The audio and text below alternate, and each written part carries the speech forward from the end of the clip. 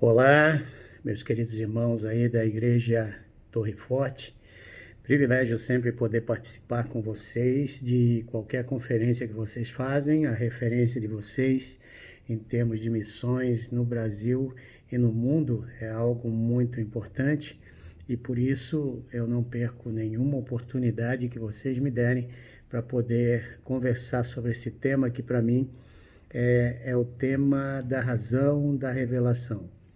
Eu acredito que Deus, lá na eternidade, ele já havia pensado na obra missionária e terminado toda a sua obra, ainda que elas não existissem. Isso aqui é muito grande, é um tema que a gente poderia passar aqui a semana inteira conversando sobre quais são os planos de Deus pré-determinados, um Deus que é sempre eterno, um Deus que conhece todas as coisas, que tem o poder da criação a partir do zero, do nada. E é esse Deus que nós adoramos aqui essa manhã e vamos poder passar esses minutos conversando sobre ele, sobre essa questão do que bate lá no coração desse pai tremendo quando ele olha para esse mundo e a situação que a gente está vivendo nos dias de hoje. Muito bem. Igreja Torre Forte, privilégio poder estar com vocês, para você ver como essa pandemia mudou as coisas, né?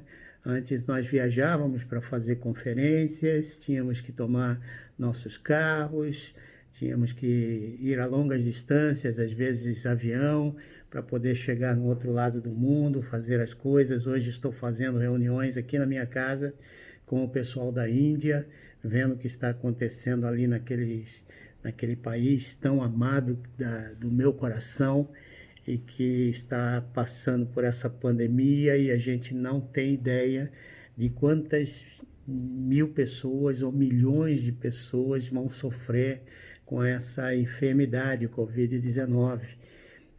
Nós estamos orando muito para que Deus tenha misericórdia daquela terra.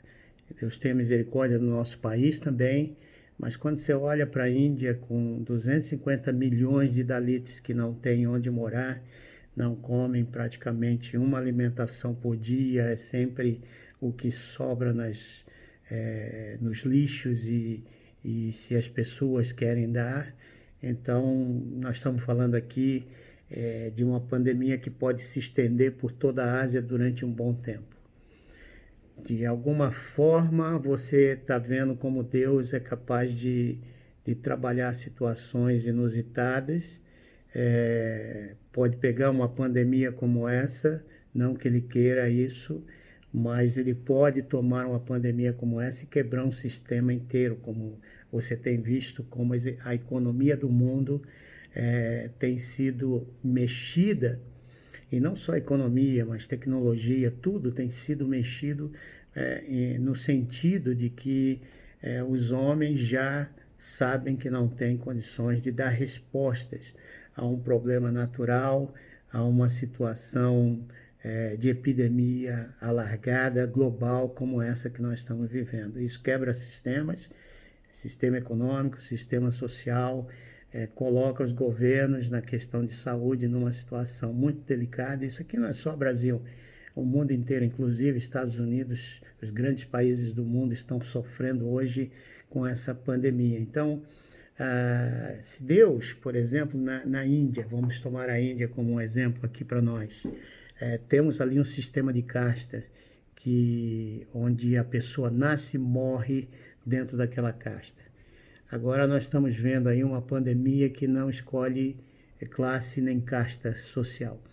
As pessoas têm que responder à necessidade do todo. Então o governo da Índia hoje ele tem que ver o Dalit como gente, ele tem que ver o Dalit como pessoa, tem que ver o Dalit como alguém que tem dignidade. A mesma vacina que é para o rico vai ser para o pobre, porque não tem como você deixar pessoas contaminadas num país sem contaminar o país como um todo. Então essa pandemia ela vai nos ensinar muitas lições sobre a soberania de Deus, sobre um Deus que conhece todas as coisas, um Deus que pode colocar um rumo na história, um Deus que pode mudar o teu destino, um Deus que olha para nós com um olhar de pai para com o filho e sabe o que é melhor para os seus filhos. E é esse Deus que está aqui presente nesse dia, para que eu e você possamos meditar sobre Ele. É esse Deus que, independente se Ele houvesse se revelado na sua palavra ou não, Ele continuaria sendo Deus.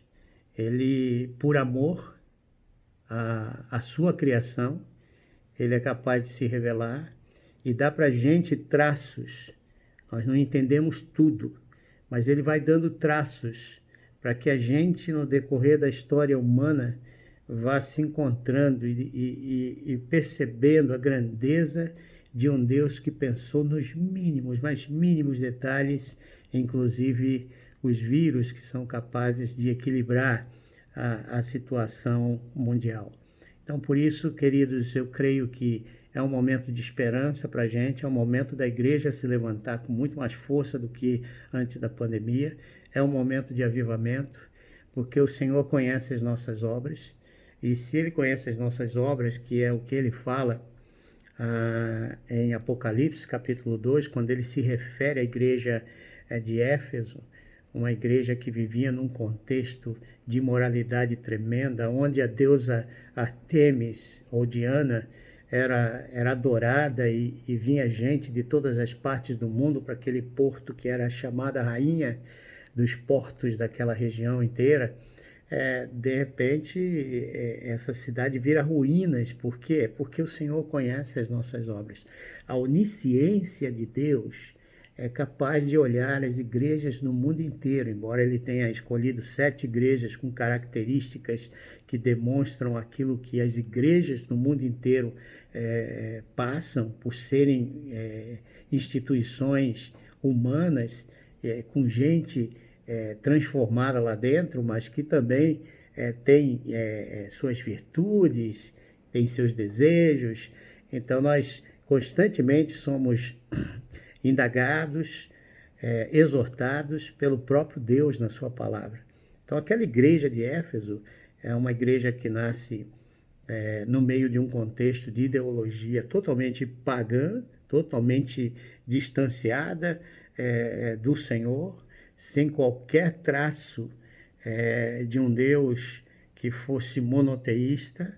Então você vê uma situação dessa, Deus mandando Paulo abrir uma igreja ali. O livro de Atos, a partir do capítulo 18, 19 e 20, você vai ver relatos sobre a história dessa igreja, como ela nasce.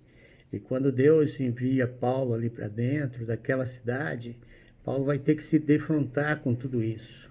Um lugar onde uma deusa é adorada, essa deusa tinha uma característica de ter seios, muitos seios, porque ela representava a fertilidade e representava o sexo. Então, tudo naquela cidade, economia, baseava-se naquilo que o povo cria. E era um festival quando se adorava no dia dessa deusa. O imperador convidava todas as cidades ao redor para virem seus representantes, virem o povo.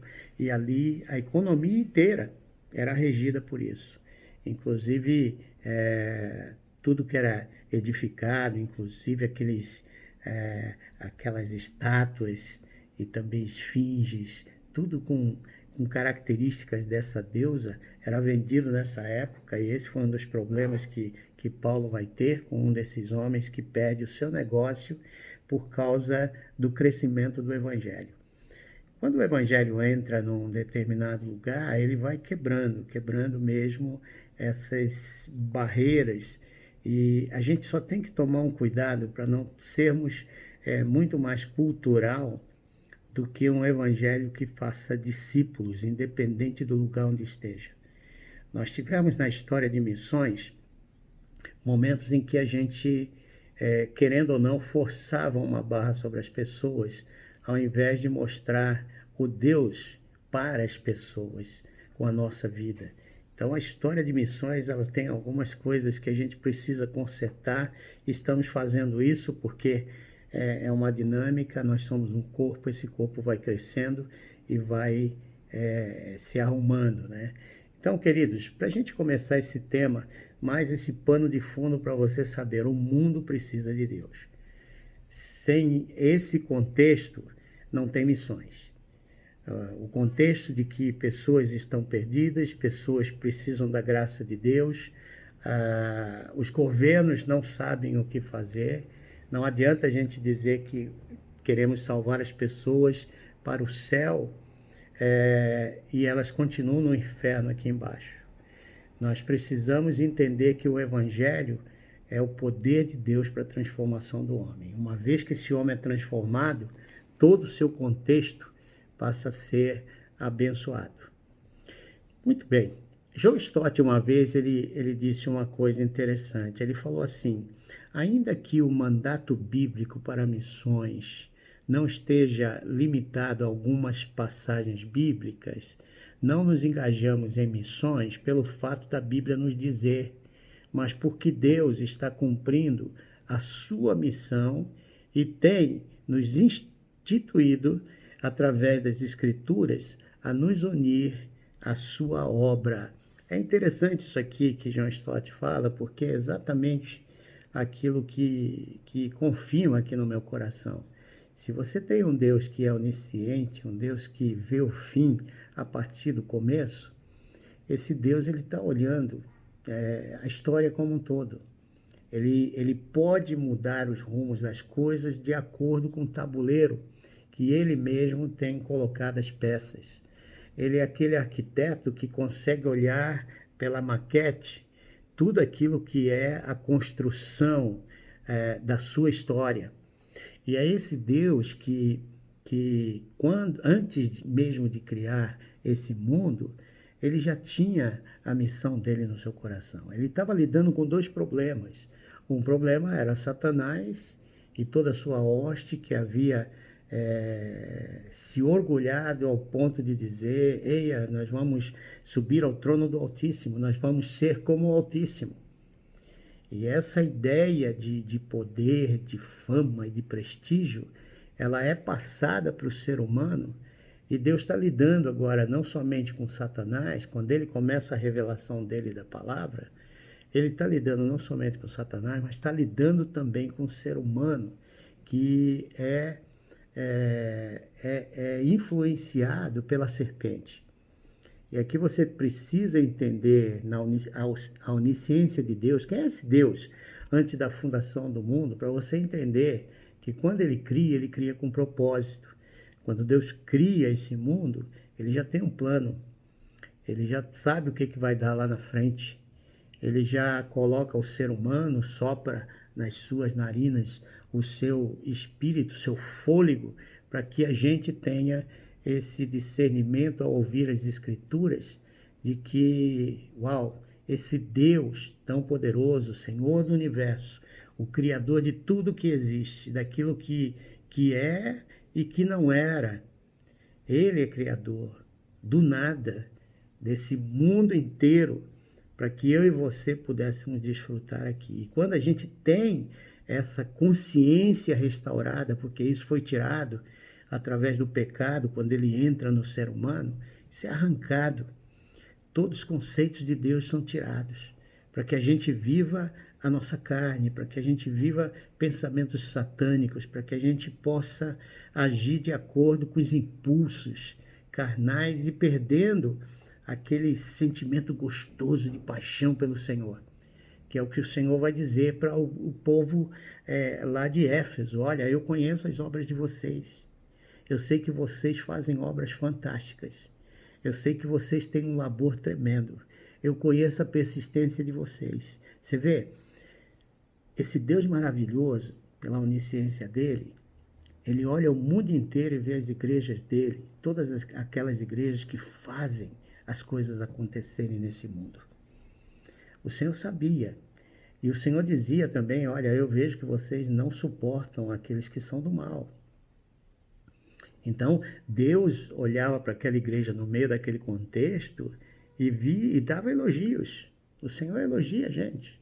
Quando ele vê uma igreja como a sua, que faz um trabalho missionário no Brasil, puxa, quase 365 dias por ano, quando o Senhor vê vocês viajando, entrando nesses trens, nas vans, nos aviões, para vocês entrarem em lugares que poucas pessoas entrariam, é lá que Deus está levando vocês, e Ele está vendo essa obra, o sacrifício, o dinheiro que é colocado, a generosidade. Deus vê tudo isso. Mas Ele também vê uma outra coisa, porque ao mesmo tempo que Ele elogia, ao mesmo tempo que Ele avalia a igreja e vê que a reputação dela é boa, Ele também tem algumas reclamações. Porque como o Senhor não vê somente aquilo que nós vemos, a superfície, como o Senhor não vê apenas as coisas que são externas, que dá para ver que a gente está trabalhando ou fazendo alguma coisa para Ele, Ele também olha para dentro da gente, vê o coração. E Ele diz: eu tenho contra ti algo que vocês perderam, o primeiro amor. Em outras palavras, aquela paixão, aqueles olhos brilhando, aquela coisa que você fazia. Isso está no capítulo 2, verso 1 a 7 de Apocalipse. Aquela paixão que você tinha, aquela coisa que você dava aquilo que você tinha e o que não tinha. Conheço pessoas que quando se apaixonaram por Deus, eles eram capazes de dar o único dinheirinho que tinha no bolso, eles davam, porque sabia que aquilo iria chegar em alguma pessoa, através de outra pessoa que foi transformada, porque ele foi transformado. É como como a Maria que recebe do Senhor aquela bênção e ela fica aos pés do Senhor, ouvindo o Senhor o tempo todo, se maravilhando do Senhor. Quando você está apaixonado, você faz tudo isso, faz loucuras pelo Senhor. É isso que o Senhor está dizendo. A igreja dele, ela é preparada para isso. O Senhor coloca o seu espírito em você para que você vá crescendo e se parecendo cada vez mais com Jesus Cristo. E nessa de você parecer com Jesus Cristo, você vai fazer as obras de Cristo. Uma coisa que Jesus diz também na sua palavra, está lá em João 17, 24, porque me amaste antes da fundação do mundo. Olha que coisa fundamental aqui para você entender o que significa amor de Deus. Por que Deus dá a vida e pede que você também dê sua vida pelo seu irmão? É que ele fez isso. Deus havia dado para o Senhor Jesus Cristo na eternidade, todos nós. E é interessante que lá na eternidade, antes que nada existisse, já havia amor. O Pai amava o Filho e o Espírito Santo. Havia uma unidade tão grande, não se brigava por poder, não se brigava por ciúmes, não tinha nada disso. Havia unidade perfeita.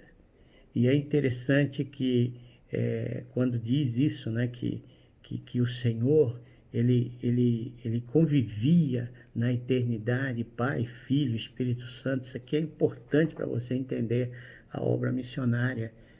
Havia planejamento, havia sonhos lá para frente. O Pai havia imolado seu próprio Filho antes mesmo do mundo existir. Está lá em 1 Pedro, capítulo 1, verso 19 em diante, você vai ver escrito que como um Cordeiro Santo de Deus foi como se fosse imolado antes da fundação do mundo. Você vê, faça um estudo na sua casa sobre questões antes da fundação do mundo e você vai ficar estarrecido como eu fiquei em perceber um Deus que antes da fundação do mundo já sabia tudo, inclusive que o homem iria pecar e que inclusive o seu próprio Filho, na história desenvolvida por ele, cumpriria todas as promessas, profecias na sua pessoa enquanto vivesse. E aí João 17, 24 está dizendo isso. Porque me amaste antes da fundação do mundo. No versículo 5 do capítulo 17 de João, Jesus vai pedir ao Pai que o glorifique com aquela glória que ele tinha consigo antes que o mundo fosse criado. Olha que coisa fantástica. Um Deus que aqui na história revela o seu próprio Filho, prepara todo um cenário do Velho Testamento, com todas as profecias, já apontando para o Senhor Jesus Cristo. E aí, na plenitude dos tempos, Jesus vem, e aí você percebe que ele vem para cumprir tudo o que estava escrito dele nas Escrituras.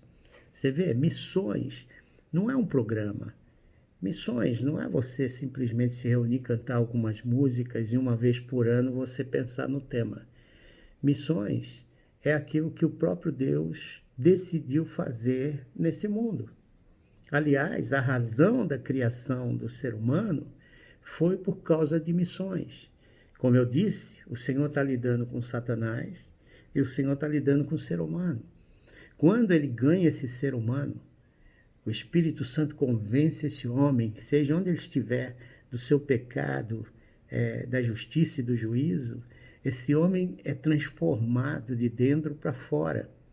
E conforme essa transformação começa a ser vista, todo o seu entorno começa a ser transformado. Você não pode simplesmente pensar que você, só pelo fato de ter Jesus Cristo, já está legal. Acabou a minha obra, estou sentadinho aqui, glória a Deus, vou agora só louvar. Isso é lá para o céu. Enquanto você estiver aqui, o Senhor está vendo as suas obras. O Senhor está olhando lá para dentro de você. O Senhor sabe o quanto de amor você tem por Ele. Qual o teu amor pelo Senhor nesse dia? Como é que você está sentindo aí a presença do Senhor? Ainda cai lágrimas dos teus olhos? Quando você ouve esses hinos bonitos que você ouviu hoje? Ainda você sente aquela vontade de fazer coisas que agrada o coração de Deus, sem imaginar o custo? Como é que está o teu amor? Porque o Senhor também diz lá em Apocalipse 2, verso 1 a 7, ele vai dizer, volta, lembra. Ele vai usar alguns verbos interessantes. Lembra, a gente precisa lembrar. Nossa imaginação foi criada por Deus para isso, para eu e você nos lembrarmos daquilo que aconteceu desde o dia que a gente foi alcançado. Você se lembra o dia que você foi alcançado? O que aconteceu com você? Qual foi a transformação que Deus fez de lá para cá? Lembre disso, porque são motivos para você adorar a Deus e querer servi-lo, onde quer que Ele te mande. A segunda coisa que ele fala, arrependa-te. Porque a gente vai esquecendo, gente. Uma pandemia como essa tira você da frente da palavra de Deus. Uma pandemia como essa, às vezes, coloca a gente com depressão, ansiedade, uma série de coisas dentro da nossa casa. A gente começa a se desesperar com os nossos empregos. E aí ele fala, arrependa-te. Porque não sou eu aquele que te dá o pão, não sou eu aquele que cuida de você, não sou eu quem disse que estarei contigo todos os dias até a consumação dos séculos, ainda que não tenha nada, que o fruto não aconteça no campo. O Senhor continuará sendo Deus e do teu lado. Ele prometeu isso para você. E aí ele fala, volta. Você vê, o arrependimento é isso, é uma volta. Eu estou voltando para primeiras obras, para aquelas obras que o coração estava misturado com a razão e fazia com que eu fizesse e falasse até coisas assim meio absurdas. A gente precisa voltar para lá e lembrar do nosso primeiro amor, esse amor que a gente tinha, que fazia a gente se levantar cedo, pegar a palavra de Deus, aquelas disciplinas internas de oração, jejum, porque se Deus é onisciente, irmãos, Ele vai voltar e vai comparar a minha e a sua vida por aquilo que Ele foi enquanto viveu aqui na terra. O Senhor alimentou os pobres, o Senhor curou os feridos, o Senhor foi visitar pessoas que estavam acamadas, o Senhor passava pelas ruas e tocava os intocáveis. O Senhor fazia tudo aquilo que Ele disse que faria em Lucas capítulo 4, 16 a 21, mas Ele também vai cobrar em Mateus 25, versos 35 e 36, essas mesmas obras que Ele fez na vida daqueles que foram transformados pelo poder do seu Espírito. Que Deus te abençoe, que Deus faça de você um tremendo instrumento em suas mãos, cheio de paixão. Olha, falar de Jesus é falar de paixão. Se você ama Deus e ama o próximo, é disso que nós estamos falando. Falar de Jesus é compromisso em amá-lo e é compromisso em amar o próximo. Deus te abençoe. Deus faça de você um grande instrumento em suas mãos.